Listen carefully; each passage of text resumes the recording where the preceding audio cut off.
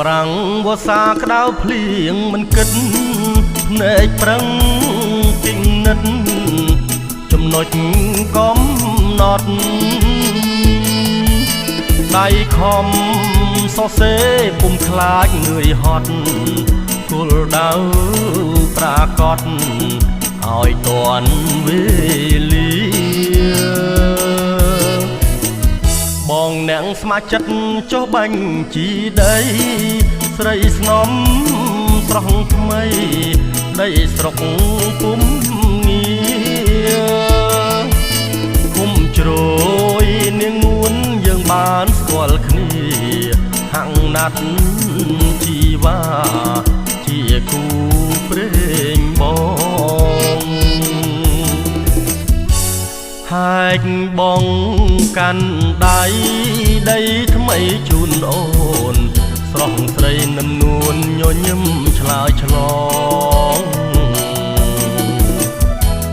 អរគុណផ្អែមណាស់ណាស្រស់ស្នេហ៍ស្នងចាក្នុងបេះដូងឆ្លាំងឈ្មោះអូនហើយឃុំមងឃ្លាំងហាយវាស់វែងបន្តព្រៃត្រាំសសស្លែងស្ពានបងហើយចប់វាស់វែងដីចូលស្ដីត្រានត្រើយស្រីស្នំបងអើយសូមផ្ញើបេះដូង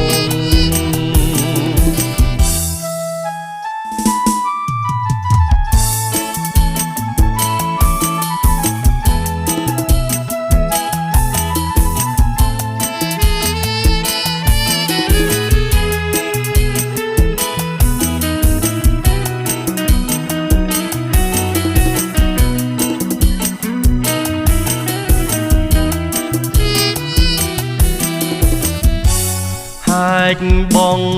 កាន់ដៃដីថ្មីជូនអូន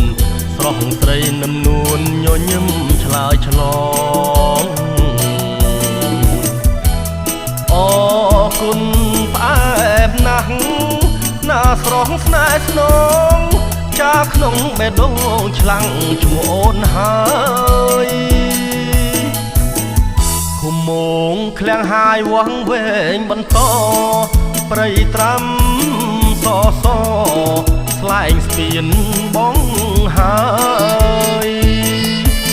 ចប់វាស់វែងដីចូលស្ដីត្រានត្រើយស្រីស្នំបងអើយសូមផ្ញើបេះ